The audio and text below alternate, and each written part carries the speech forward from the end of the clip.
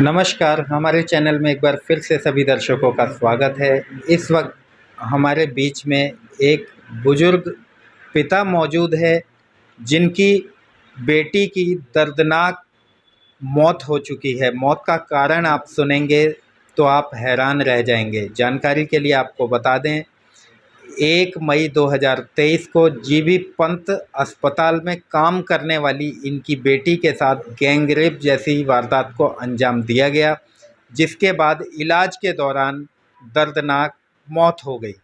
इनकी बेटी की मौत के पश्चात अभी तक ये इंसाफ की गुहार लगा रहे हैं, लेकिन अभी भी सही आरोपी पुलिस की गिरफ्त में नहीं आ सके हैं। जानने का प्रयास करेंगे एक पीड़ित पिता से, आखिर क्यों इन्हें कोर्ट का दरवाज़ा खटखटाना पड़ा, क्यों इन्हें नहीं है राजधानी दिल्ली की पुलिस की कार्यशैली पर भरोसा। सीधा जुड़ेंगे पीड़ित पिता से, वे क्या कुछ कहते हैं इस घटना के बारे में। अच्छा, अभी तक जैसा कि आपकी बेटी आज इस दुनिया में नहीं है, हमारी संवेदनाएं आपके साथ हैं। अभी तक पुलिस ने इस मामले में क्या कार्रवाई की, वो आप बताएं। पुलिस ने अभी तक कोई कार्रवाई नहीं की और इतने दिन हुए तो हमें यही लगता है कि हमारी कोई सुनवाई नहीं होगी और ना हम जो है पुलिस की कार्रवाई से कोई जो है संतुष्ट है। और पुलिस जो अगर चाहे तो पकड़ ले अभी, और आरोपी जो है सामने फिर रहे पुलिस वालों के निगाह में, क्या उन्होंने जो है पैसा खा लिया है। जैसा कि पोस्टमार्टम रिपोर्ट आप लेने गए थे इंस्पेक्टर संजीव कुमार के पास, तो उन्होंने क्या कुछ कहा आपसे रिपोर्ट देते समय? हाँ, पीएम रिपोर्ट लेने गए तो उन्होंने हमसे कहा कि जो है हमने उनसे कहा क्या जो है शाकिर नाम का ये अकेले, तो उन्होंने हमसे कहा कि 5 आरोपी और हैं, लेकिन हम तुमको नाम नहीं बताएंगे अभी। इस बात को उन्होंने खुद कहा कि 5 आरोपी और हैं? हाँ, उन्होंने जो है वो अब ये नहीं मालूम कि वो जो है ऐसो का कौन है, तो उन्होंने हमसे कहा था, मैं जब पीएम रिपोर्ट ले उन्होंने कहा था कि जो है इसमें 5 आरोपी और हैं, हम तुमको नाम अभी नहीं बताएंगे। इसकी हम जो है इंक्वायरी कर रहे हैं और इंक्वायरी करते करते इतने दिन हो गए, सोचना हमको कोई नहीं और ना ही कोई हमारे पास जो है आता है सर। तो क्या लगता है पुलिस की तरफ से आपको इंसाफ मिल पाएगा या आपको कोर्ट के माध्यम से ही इंसाफ मिलेगा? हमको पुलिस से कोई संतोष नहीं और ना ही हमें उनसे कोई जो है मिल पाएगा। हमें कोर्ट के द्वारा ही जो है न्याय मिल पाएगा सर। तो फिलहाल जो वकील हैं आपके, क्या आप उनकी कार्रवाई से संतुष्ट हैं? इस समय जो कार्रवाई कर रहे हैं हम उन्हीं पर डाल दिया कि जैसा वो करेंगे वकील साहब ऐसा ही होगा, क्योंकि जो है पुलिस जो है अगर चाहती तो हो जाता, हम अगर पुलिस चाहती तो हमें क्यों इनके पास जो है आना पड़ता। जैसा कि अभी आप देख रहे थे, एक बुजुर्ग पिता हमारे बीच में थे जिनकी बेटी आज इस दुनिया में नहीं है। हमारी आपने पिछली खबरों में देखा होगा, जीबी पंत अस्पताल परिसर के अंदर एक महिला के साथ गैंगरेप जैसी वारदात को अंजाम दिया जाता है।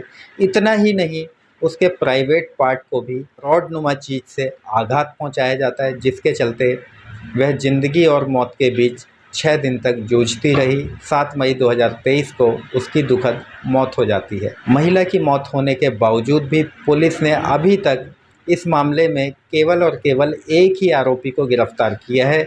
पुलिस का दावा था, जिस वक्त हमने आपको पिछली खबर में भी दिखाया था, जब हम पुलिस से मिलने गए तो एसएचओ संजीव कुमार का दावा था कि इस मामले में एक ही आरोपी लिप्त पाया गया, जिसको हमने सलाखों के पीछे भेज दिया है। जबकि पीड़ित परिवार का कहना है इस घटना को अंजाम देने में 6 से 7 लोग हो सकते हैं।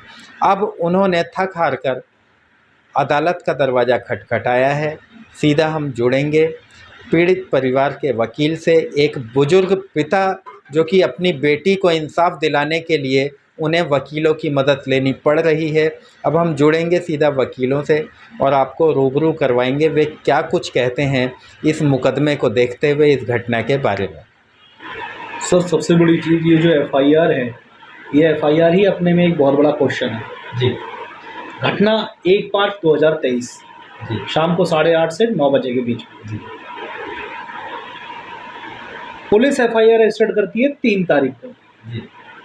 पुलिस ने जब 3 तारीख को एफआईआर रजिस्टर्ड की तो उससे पहले उन लोगों ने कोई जहमत नहीं उठाई कि कोई इंक्वायरी भी की जाए, क्योंकि ये सारी चीज़ें हबड़ा दबड़ी में हुई हैं। जब पॉलिटिकल पार्टीज़ का प्रेशर पड़ना स्टार्ट हुआ पुलिस पे और कुछ सोशल वर्कर लोग आए, उन्होंने दबाव डाला पुलिस पे, तब इन लोगों ने सिर्फ एक शख्स को, जिसका नाम शाकिर है, उसको अरेस्ट किया। और किस आधार पे? कि भाई ये जो पीड़िता शशि है, मृतक, इसके मोबाइल पे लास्ट कॉल उसका था, शाकिर का। और जब मैंने घर वालों से पता किया तो अचंभे की बात ये काफ़ी सरप्राइजिंग था मेरे लिए कि वो फ़ोन उस लड़की ने कभी यूज़ किया ही नहीं अपनी लाइफ में। घर वालों के पास वो नंबर था ही नहीं। तो पुलिस ने किस बिहार पे शाकिर को अरेस्ट किया? पहला क्वेश्चन। दूसरा, एफआईआर में एक शख्स है रघुनाथ, जो ये बता रहा है कि 6 number gate GB Pant hospital पर इमरजेंसी वार्ड के पास पड़ी हुई मिली पीड़िता, और जीबी पंत में गेट नंबर 5 के पास कूड़ा बीनने वाले जो बड़ी फुटपाथ पर राजा नाम का व्यक्ति उम्र करीब 35 साल रहता है, उसकी मदद से पैदल रिक्शा में बैठाकर एलएनएच हॉस्पिटल इमरजेंसी वार्ड में ले गया। सर, अगर ये घटना किसी पार्क या सोसाइटी की होती तब तो मैं मान भी लेता। हॉस्पिटल में होने के बावजूद जो वहाँ का स्टाफ है, भाई सारी चीज़ें अवेलेबल रहती हैं, आपको रिक्शे पे क्यों ले जाना पड़ा? आप इमरजेंसी में कॉल करते हैं जी। तमाम एम्बुलेंस है, प्राइवेट भी है, सरकारी भी है। और सर सारी चीज़ें होने के बावजूद वही शख्स इस एफआईआर में लिखा हुआ है कि वो उस 3rd फ्लोर पे इसी पीड़िता महिला के साथ नजर आ रहा है। तो ये सबसे बड़ा क्वेश्चन है सर। तो पुलिस ने सिर्फ और सिर्फ झाड़ी में डंडे मारे हैं। आनंद फानन में एफआईआर की है। जो व्यक्ति 3rd फ्लोर पे महिला के साथ नजर आ रहा है वो रघुनाथी है, रघुनाथ है। बट पुलिस का ये काम है कि वो उस बड़े हॉस्पिटल में जो हॉस्पिटल पूरा सर्विलांस पे रहता है, वहाँ के स्टाफ इतने अवेयर रहते हैं। अरे अब तक आप रियल एक्यूज को नहीं पकड़ पा रहे, और घर वालों को निराशा हो रही है, पुलिस की कार्यशैली पे सवाल उठ रहे हैं। एसएचओ साहब को तो इसमें बहुत अच्छे तरीके से इन्वेस्टिगेशन करनी चाहिए थी और अपनी सारी मेहनत उसमें लगा देनी चाहिए थी, बट सर उन्होंने ऐसा कुछ भी नहीं किया। मजबूर होके मैंने 156(3) मूव की है, इस एफआईआर पे स्टेटस रिपोर्ट कॉल करवाई है। 5 जून को मेरा मैटर लगा हुआ था जिसमें उन्हें स्टेटस रिपोर्ट फाइल करनी थी। और आई एम वेरी सरप्राइजिंग, नायब कोर्ट मेरे से कहता है सर चार्जशीट तो फाइल होने दो। अच्छा। और आईओ साहब ने अभी तक रिपोर्ट नहीं दी और हमें वो जुलाई की डेट दे रहे थे, जिद करके हमने 27 जून की डेट ली। तो सर ये पुलिस की कार्यशैली कहाँ से ठीक है?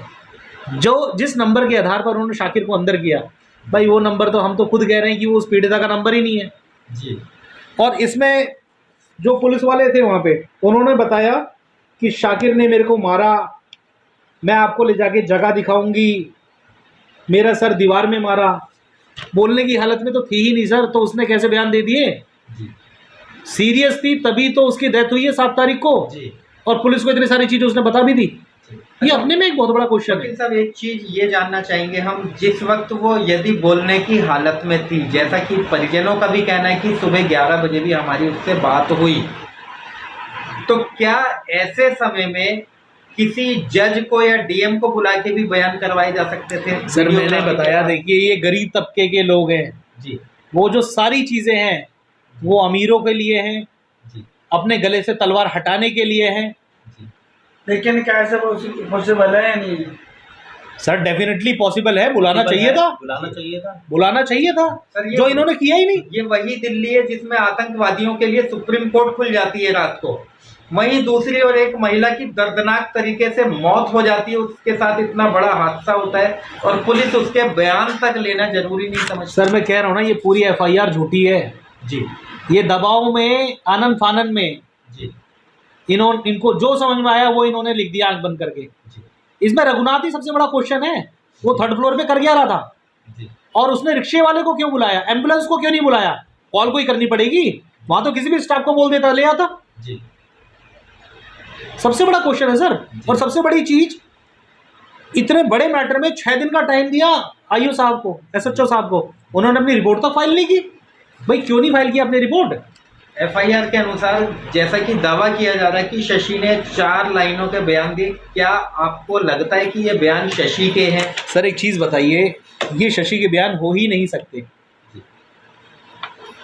ये शशि के बयान हो ही नहीं सकते, क्योंकि उसकी हालत तो इतनी खराब थी कि जब उसे रिक्शे में लाद के ले जाया जा रहा है, जी अगर वो इतने बयान देती तो क्या वो रघुनाथ वेट नहीं कर सकता था?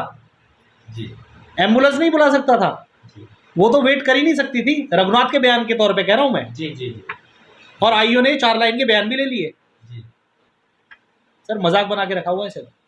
तो क्या लगता है आपको इसमें सही अपराधियों को पकड़ पाने में, उन तक पहुंचने में सफलता मिली? सर जिस तरह की बर्बरता हुई है ना लड़की के साथ, जी 5 से 6 लोग शामिल थे कम से कम, जी किसी एक आदमी का काम नहीं है ये। जी और रिपोर्ट भी आ चुकी है, पीएमओ रिपोर्ट आ चुकी है, उसमें साफ लिखा हुआ है, उसमें तो सारा चीज़ है। जी जी और लड़की के फादर साहब से ही मैंने बात की, उन्होंने भी मेरे से यही कहा कि एसएचओ साहब ने मेरे को पर्सनली बोला है 5 से 6 लोग हैं, बट मैं बात नहीं बताऊंगा, नाम नहीं बताऊंगा। जी बाकी मेरे फ्रेंड बताएंगे आपको। जी even he is also doing a best thing for the complainant, and complainant is a father of the dead person.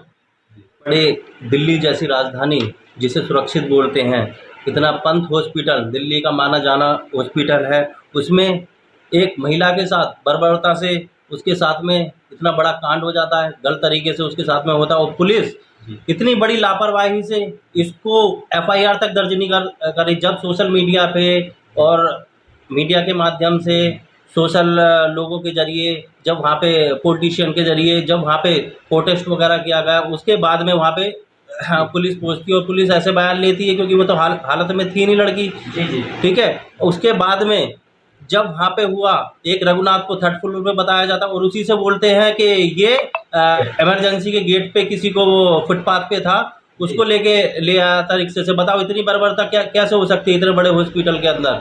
ये तो सरासर लड़की के साथ नाइंसाफी है बहुत बड़ी। वकील साहब, क्या लगता है इस घटना को एक ही व्यक्ति ने अंजाम दिया होगा, जैसा कि पुलिस का दावा है? पुलिस का दावा नहीं, इसमें 4-5 लोग इन्वॉल्व हैं। इन्होंने लास्ट कॉल पे शाकिर को उठा लिया, और जबकि वो नंबर चालू ही नहीं है, वो नंबर बंद था, और उसके बाद में शाकिर को उठा लिया। 3-4 लोग इसमें इन्वॉल्व हैं। और ये जो लेडी है, इसके साथ में इतनी बर्बरता होने के बावजूद ये जो हेड कांस्टेबल अमित है, अमित हेड कांस्टेबल, इनके बयान लेके उनसे पूछताछ करते हैं। वो तो अपने बयान देने की होती, वहाँ तो इमरजेंसी में इनको बुलाना चाहिए था। तो क्या लगता है सरासर पुलिस ने इस मामले को दबाने का प्रयास किया है, या क्या वजह है जो कि इसमें अभी तक सही आरोपी नहीं पकड़े जा सके? ये पुलिस की सबसे बड़ी लापरवाही है, क्योंकि उन्हें मीडिया के, सोशल वर्कर और पॉलिटिशियन के जरिए उन्हें खबर मिली, तो ये आनन फानन में उन्होंने अपनी जो भी है आनन फानन में रिपोर्ट दर्ज कर दी। और बाकी जो है इसमें 4-5 लोग इन्वॉल्व हैं। ये जो सच्चाई का पता नहीं, हमने 156 दिन कोर्ट में गए, इसके लिए सच्चाई का पता नहीं कि वहाँ पे ताजुब की बात यह, नायब कोर्ट ये बोलता है कि जी ये तो सेशन में जाएगा। सेशन में कैसे जाएगा? तो एमएम पे ट्रायल है। मैंने उन्होंने क्वेश्चन करा तो वो एकदम वो घबरा के वहाँ जाके, तो मैंने लिख के दो यहाँ पे, तो उन्होंने बोला कि सर कोई नहीं, मैं एक्सेप्ट करता हूँ। तो हमारी एप्लीकेशन उन्होंने एक्सेप्ट करी। 5 तारीख को मैटर लगा, ATR रिपोर्ट कॉल हो गई है। अब नेक्स्ट तारीख 27 जून है, तो उसमें ये जुलाई की लगा रहे थे मैंने सेंसिटिव मैटर है इसमें जो है, तो शॉर्ट डेट हमने लगवाई वहाँ पे। तो अब जो है ये आगे का प्रोसीजर जो है देखेंगे, कोर्ट में है अभी पेंडिंग। तो क्या उम्मीद लगती है वकील साहब, सही आरोपी इसमें जल्द से जल्द गिरफ्तार हो पाएंगे या पीड़ित पिता इसी प्रकार से धक्के खाते रहेंगे? न्याय इन्हें हम दिला के रहेंगे और आपके माध्यम से, आपके चैनल माध्यम से बोलना चाहते हैं हम, गरीब व्यक्ति को, महिलाओं के साथ आज ये हो रहा है, कोई पुलिस सुनवाई नहीं है इनों की, कोई नहीं है। ये तो आप जैसे लोगों ने इनकी आवाज़ उठाई और हम जैसे न्याय को न्याय का मंदिर है कोर्ट, तो इन्हें न्याय की उम्मीद जगी है अभी भी। हम इनके लिए पूरे अपने हक से पूरी इनकी आवाज़ उठाएंगे। जी, जैसा कि आप देख रहे थे, हमारे बीच में एडवोकेट गौरव सोनी, एडवोकेट मनवीर हमारे बीच में मौजूद थे, जो कि जीबी पंत अस्पताल कांड में मृतक महिला को तथा पीड़ित पिता को इंसाफ दिलाने की मुहिम इन्होंने छेड़ी है।